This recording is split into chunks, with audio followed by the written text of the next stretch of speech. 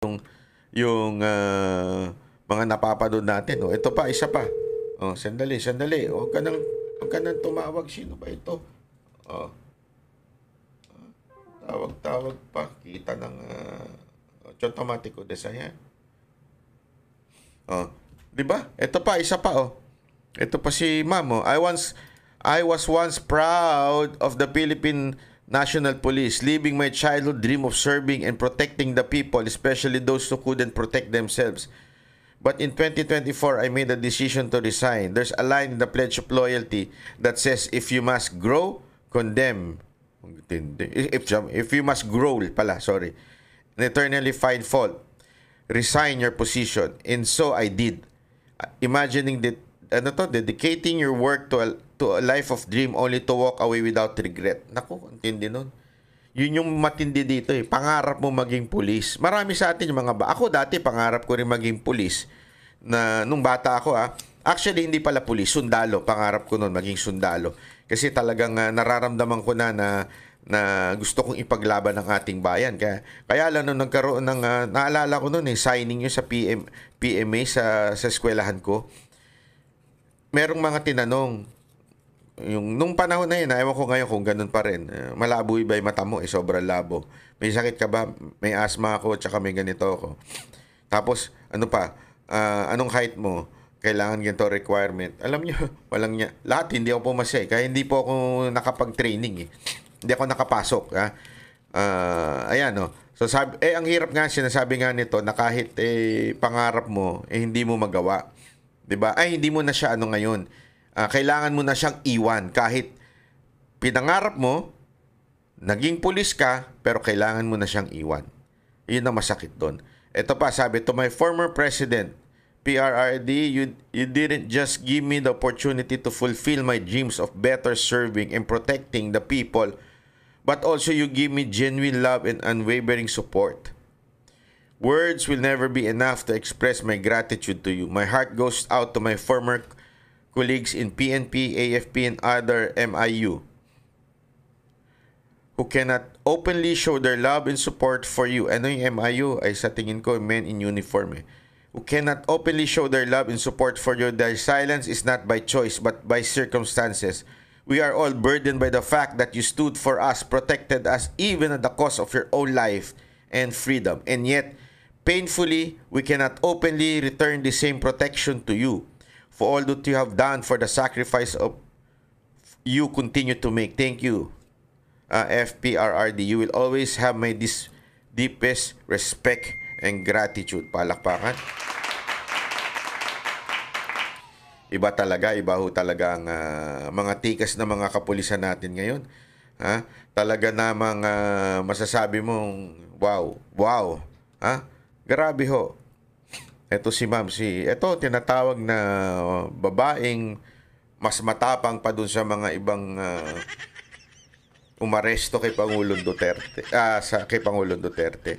May mga matatapang dun Actually, nung pinanonood ko yun, grabe. Kasi yung isang parang PSG niya yun, yung sa kanya security. Ano ho yun, napakabait na tao nun. Talagang dedicated sobra sa pagsisilbi kay Pangulong Duterte, tapos hinatak-hatak lang din ng ganun. Mamaya papakita natin yung video na yan para maunawaan ninyo. Ito naman sana walang music. May share ko lang sa inyo. Nakita nyo yan? Yung uniform na yan? Mamimiss ko yan. Kaya abangan nyo ang aking kwento ng aking buhay. Abangan ko yan! Sa pagtatapos ng aking serbisyo. May share ko lang sa inyo. Abangan ko yan Pero yung mga single dyan easy lang medyo pogi-pogi si Sir. Naku po, patay tayo dyan. Matigas si Sir Bakit yung mga nagre-resign, mga pogi, magaganda yung mga naiwang kamukha ni Tory lahat di ba? Sabi nga, anong sabi doon? Birds of the same feather looks like together. Magkakamukha Buti pa ito ang mga to Dali next tayo. Ito. Ayan. Huwag ka makisali dyan, banat ba hindi ka pulis. Ayan Marami pa po yan, mga naglalabasan. May mga na-post pa po tayo eh. Ito pa, si ma'am, PSG. SWAT na, PSG pa, nako. Malupit to si ma'am. Madam Jingjing, ha?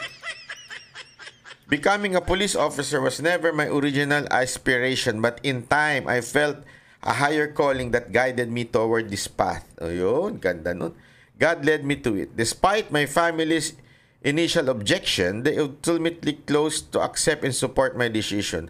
I embraced the profession with deep love and patriotism, enduring its many challenges, sleepless nights, being separated from loved ones, enduring insults, backstabbing, and character assassination from colleagues, as well as the isolation I faced during special occasions. Oo, totoo yan, yung mga pulis, di ba? Minsan kahit Pasko, New Year, na wala ho sila sa pamilya nila, pero yet they continue, di ba? I went beyond what was required of an ordinary police officer. The words of Lupang Hinirang, ang mamatay ng dahil sa iyo.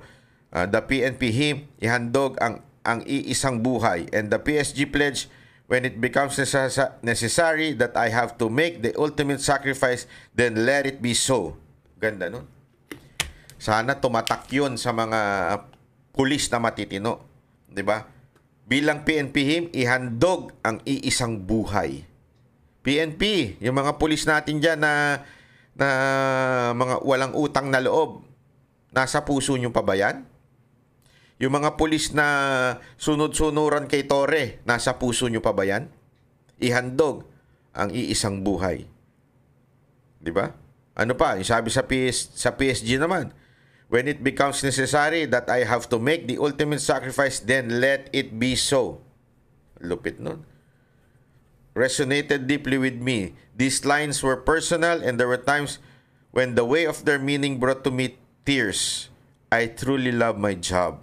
However, over time, that love began to fade. The value I was found it no longer holds the same weight. And so, I decided that, much like in any relationship, naku, yan na mahirap, yung hiwalayan, it may be best to part ways while there's still some respect left.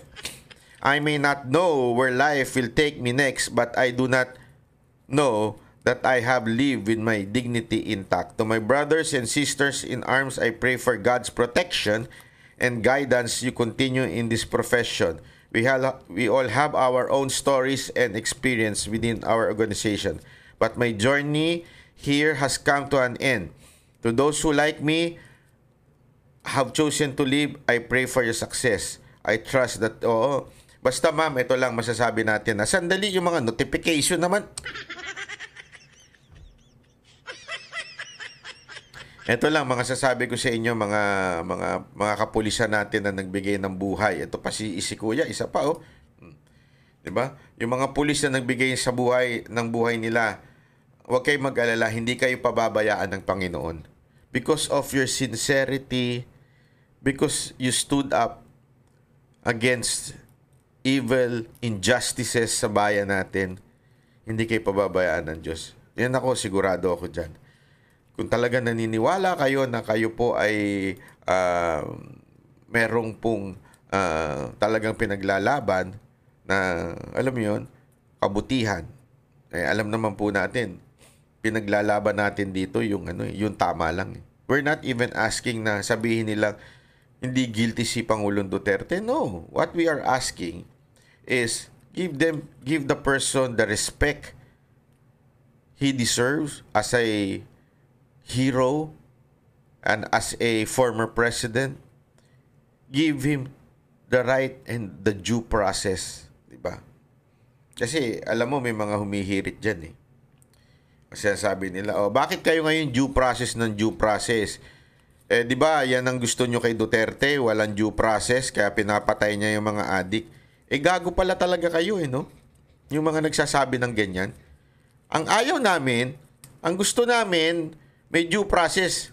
Hindi naman po adik si Pangulong Duterte para tanggalan mo ng due process eh. Di ba?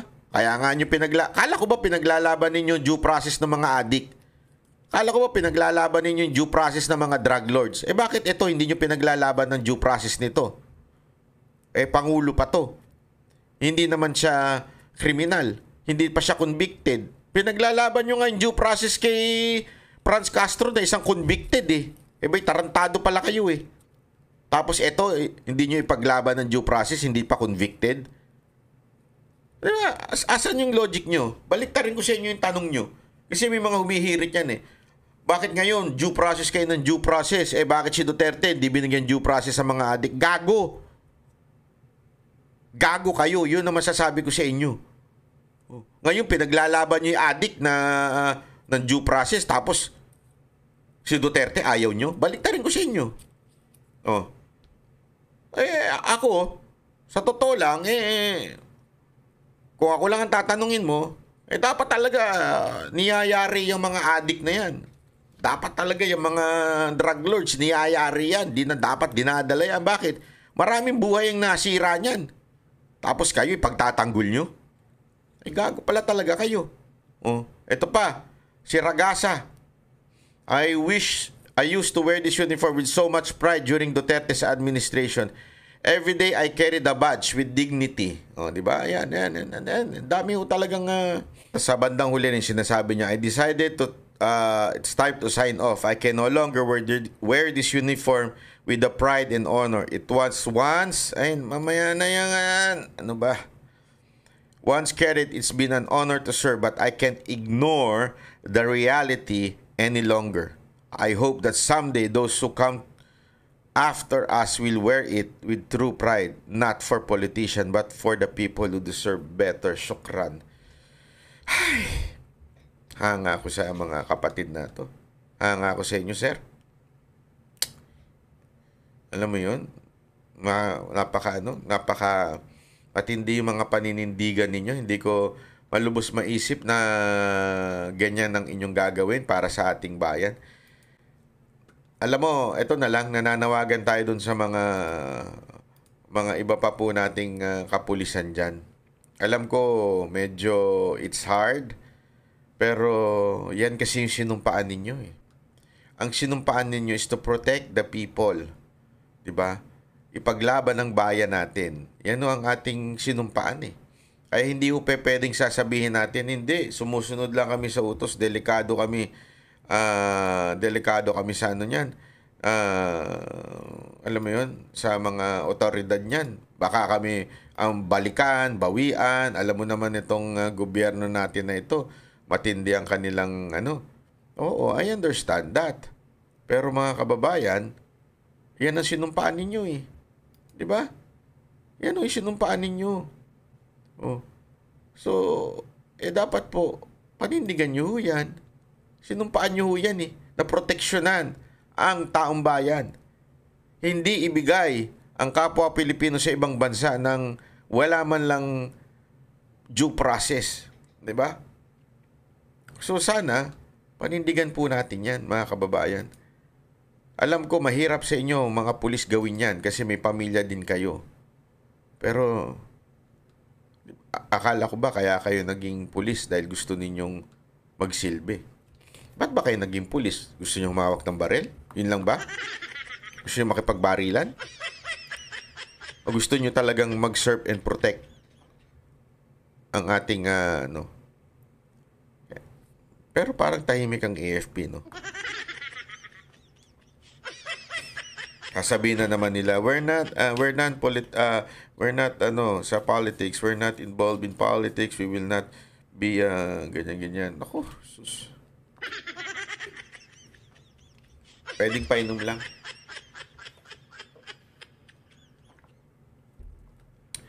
Ayoko kasing ang mandato nyo as AFP, protect the Constitution.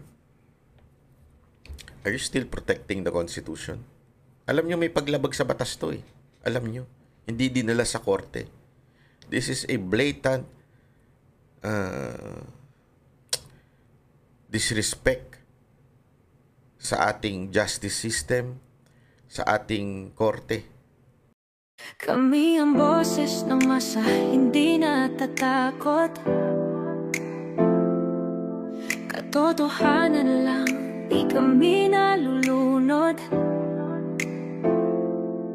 Walang bahid ng sismis, lahat ay totoo. Kahit sino ka pa, pag mali ka babanatan ka. Walang pinipili kulay, wala kaming kinikilingan. Basta para sa bayan, kami lalaban. Pagdama palakpakan, pag mali banatan. Di matitinag, di matatakot, para sa bayan tuloy ang sigaw. Sa harap ng kamera, walang halong takot. Mga baluktot, lahat kayo'y tutumba. Ang hustisya at totoo, yun lang ang mahalaga. Kahit sinong harang, di kami matitinag. Walang pinipili